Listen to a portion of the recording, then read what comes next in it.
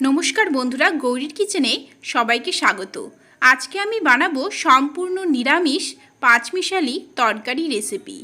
গ্রীষ্মের এই প্রচণ্ড গরমের মধ্যে আমাদের কিন্তু রিচ এবং মশলাদার খাবার সবসময় খেতে দেখবেন ভালো লাগে না।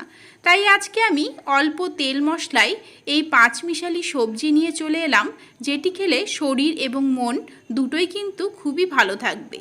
চলুন তাহলে বন্ধুরা দেরি না করে চটপট করে দেখে নিই আজকের এই সুস্বাদু রেসিপিটি। পাঁচমিশালি সবজি বানানোর জন্যে আমি এখানে 5 রকম তরকারি নিয়ে নিয়েছি 250 গ্রাম কুমড়ো, একটা বেগুন, 200 গ্রাম পটল, 200 গ্রাম ঝিঙ্গে এবং 3টে আলু। এখানে 3টে আলু আমি বড় সাইজে নিয়েছি, ছোট ছোট টুকরো করে কেটে নিয়েছি। এবারে চলে যাচ্ছি অন্যদিকে। কড়াইয়ে দিয়ে দিচ্ছি 1 টেবিল স্পুন তেল। আমি এখানে সর্ষের তেলটাই ব্যবহার করছি, আপনারা যে কোনো সাদা তেল ব্যবহার করতে পারেন। দিয়ে দিলাম 2টো টুকরো করে কেটে রাখা তেজপাতা, একটা শুকনো লঙ্কা এবং হাফ টিস্পুন পাঁচফোড়ন সম্বার। এবারে পাঁচফোড়নটা ঠিক এইভাবে ফুটে উঠলে টুকরো করে কেটে রাখা আলুটা দিয়ে দিলাম। আলুটাকে নেড়েচেড়ে নিয়ে মিশিয়ে নিচ্ছি। এই সময়ে আমি গ্যাসের ফ্লেমটা মিডিয়ামেই রেখেছি। আজকে আমি দেখাবো কোন সবজিটা কখন দিলে সবগুলো সবজি ঠিকঠাকভাবে সেদ্ধ হয়ে যাবে এবং কোন মশলা ব্যবহার করলে রেসিপিটির টেস্ট আরও বেড়ে যাবে, সেগুলি সব কিছুই আপনাদের সাথে শেয়ার করব। দিয়ে দিলাম 1 টিস্পুন নুন এবং হাফ টিস্পুন হলুদ গুঁড়ো। এই সময় নুনটা অবশ্যই দিয়ে দেবেন, তাহলে আলুগুলো কিন্তু তাড়াতাড়ি সেদ্ধ হয়ে যায়। আমি যেগুলো সবজি নিয়েছি সবগুলোর মধ্যে আলুটাই কিন্তু সেদ্ধ হতে বেশি সময় লাগে, তাই আমি আলুটা প্রথমে দিয়ে দিলাম। 5 মিনিটের জন্যে ঢেকে রেখে ভেজে নিলাম। দেখুন হালকা ভাজা ভাজা হয়ে এসেছে। এবারে কুমড়োটা দিয়ে দিচ্ছি। কুমড়োটাকেও নেড়েচেড়ে নিয়ে মিশিয়ে নিচ্ছি। এখন কিন্তু আমরা আর নুনটা দেব না, একেবারে শেষের দিকে যখন নুনের প্রয়োজন হবে তখনই দেব, কারণ আলুতে যে নুনটা দিলাম সেই নুনটাই কিন্তু এখানে লেগে যাবে। কুমড়োটাকেও 5 মিনিটের জন্য ঢেকে রেখে রান্না করে নিচ্ছি। 5 মিনিট পরে ফিরে এলাম। দেখুন কুমড়োটা আস্তে আস্তে গলতে শুরু করে দিয়েছে, কুমড়ো থেকে জল বেরোতে শুরু করে দিয়েছে। এবারে নেড়েচেড়ে নিয়ে এর মধ্যে দিয়ে দেব কেটে রাখা পটল। একটা পটলকে দেখুন আমি 4 টুকরো করে কেটে নিয়েছি। এবারে পটলটাকেও নেড়েচেড়ে নিয়ে মিশিয়ে নিচ্ছি। ঠিক একইভাবে 5 মিনিটের জন্য ঢেকে রেখে রান্না করে নেব। তাহলে দেখবেন আলু, কুমড়ো, পটল সব কিছুই কিন্তু আস্তে আস্তে সেদ্ধ হতে থাকবে এবং জল বাইরে বেরিয়ে আসতে থাকবে। 5 মিনিট পরে ফিরে এলাম। দেখুন আলু, কুমড়ো, পটল 50%-এর মতো কিন্তু সেদ্ধ হয়ে গিয়েছে। ঠিক এই পর্যায়ে এসে আমরা দিয়ে দেব হাফ ইঞ্চি আদা পেস্ট এবং দিয়ে দিচ্ছি 3টে কাঁচা লঙ্কা। এখানে ঝালটা কিন্তু অবশ্যই নিজেদের স্বাদ অনুযায়ী দেবেন। আজকে কিন্তু আমি ঘরোয়া মশলা দিয়েই রান্নাটা কমপ্লিট করব, কারণ আপনাদের প্রথমেই বলেছি আজকে আমি খুবই স্বাস্থ্যকর উপায়ে এই রেসিপিটি তৈরি করব। আদাটাকে নেড়েচেড়ে নিয়ে ভালোভাবে মিশিয়ে নিলাম। দেখুন এবারে 2 মিনিটের জন্য ভেজে নেব, যাতে কাঁচা আদার কোনো রকম গন্ধটা না থাকে। 2 মিনিট পরে ফিরে এলাম। আদাটাও দেখুন ভাজা ভাজা হয়ে এসেছে। এবারে কিন্তু আমি গ্যাসের ফ্লেমটা একদম লোতে রাখবো, কারণ যেই সবজিগুলো সেদ্ধ হবার কথা সেগুলো কিন্তু প্রায় অনেকটাই সেদ্ধ হয়ে এসেছে। দিয়ে দিলাম হাফ টিস্পুন জিরে গুঁড়ো এবং হাফ টিস্পুন ধনে গুঁড়ো। গুঁড়ো মশলাগুলোকে নেড়েচেড়ে নিয়ে মিশিয়ে নেব এবং 2 থেকে 3 মিনিটের জন্য কষিয়ে নিচ্ছি। এখানে কিন্তু গুঁড়ো মশলা ব্যবহার করলেও কোনো রকম জল দেবার প্রয়োজন নেই, কারণ সবজি থেকেই জল বেরিয়ে আসবে, সেই জলেই কিন্তু খুব ভালোভাবে মশলাগুলো কষানো হয়ে যায়।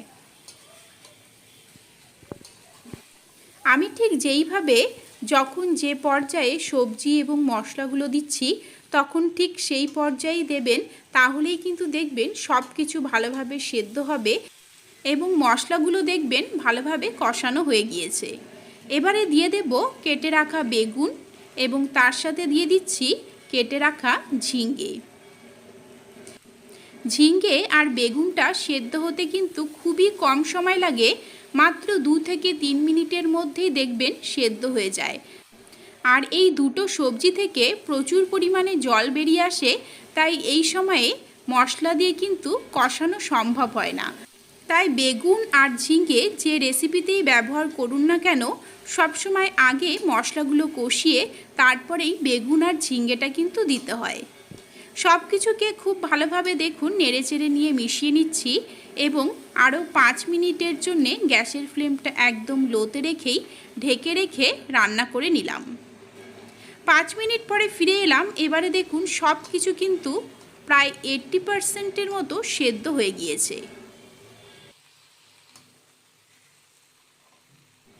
এবারে আমি দিয়ে দেব পুঁই পাতা। পুঁই পাতাগুলোকে আমি প্রথমে জল দিয়ে ভালোভাবে ধুয়ে তারপরেই দেখুন কুচি কুচি করে কেটে নিয়েছি। পুঁই শাক কিন্তু আমাদের গরমের মধ্যে পেট ঠান্ডা রাখতে সাহায্য করে, তাই আমি আজকের এই রেসিপিতে পুঁই শাক ব্যবহার করছি। আর পুঁই শাক দিয়ে এইভাবে একবার পাঁচমিশালি সবজি বানিয়ে দেখবেন, এর স্বাদ কিন্তু মুখে লেগে থাকার মতো হয়। সব কিছুকে নেড়েচেড়ে নিয়ে মিশিয়ে নিচ্ছি।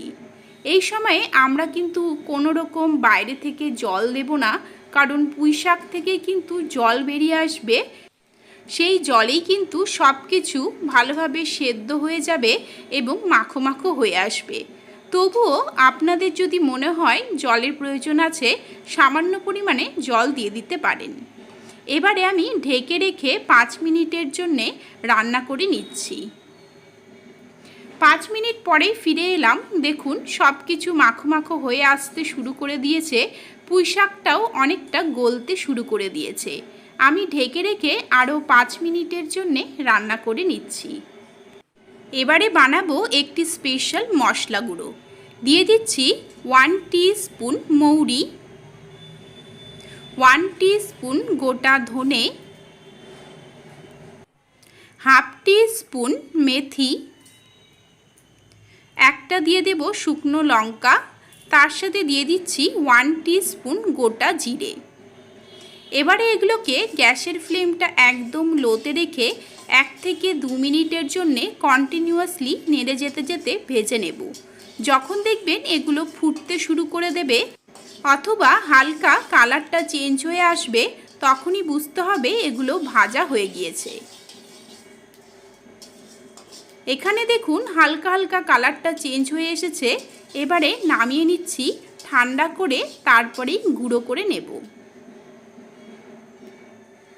এবারে অন্যদিকে দেখুন পুঁই শাক থেকে জল বেরোতে শুরু করে দিয়েছে এবং তার সাথে সাথে আলু, বেগুন, কুমড়ো, পটল, ঝিঙ্গে সব কিছুই কিন্তু খুব ভালোভাবে সেদ্ধ হয়ে গিয়েছে।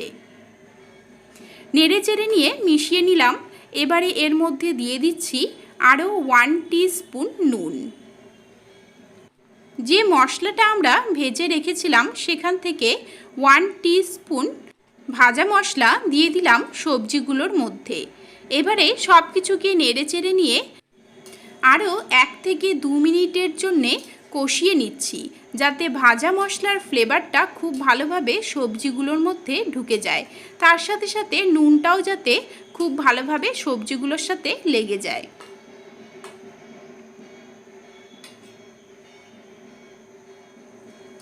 আরও 5 মিনিট পরে ফিরে এলাম। এবারে সব কিছু দেখুন মাখো মাখো হয়ে এসেছে। এবারে দিয়ে দিচ্ছি হাফ টিস্পুনের মতো চিনি। চিনিটাকে এবারে নেড়েচেড়ে নিয়ে মিশিয়ে নিলেই একদম কমপ্লিট হয়ে গেল আজকের এই সুস্বাদু কম তেল মশলায় তৈরি করা পাঁচমিশালি সবজি।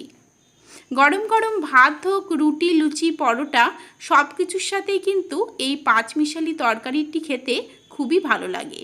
তাহলে বন্ধুরা আজকের এই নিরামিষ পদটি আপনাদের কেমন লেগেছে আমাকে অবশ্যই কমেন্ট করে জানাবেন। ভালো লাগলে আমার চ্যানেলটিকে সাবস্ক্রাইব করে নেবেন, লাইক ও শেয়ার করবেন। এরকমই আরও অনেক রেসিপি আমার চ্যানেলে রয়েছে, যেগুলো লিঙ্ক ডেসক্রিপশন বক্সে দেওয়া আছে, অথবা আপনারা আমার চ্যানেল ভিজিট করলেও দেখতে পারবেন। তাহলে বন্ধুরা আজকের মতো এখানেই শেষ করছি। দেখা হবে নেক্সট রেসিপি নিয়ে। ভালো থাকবেন, ভালো রাখবেন, ভালো ভালো খাবেন। নমস্কার।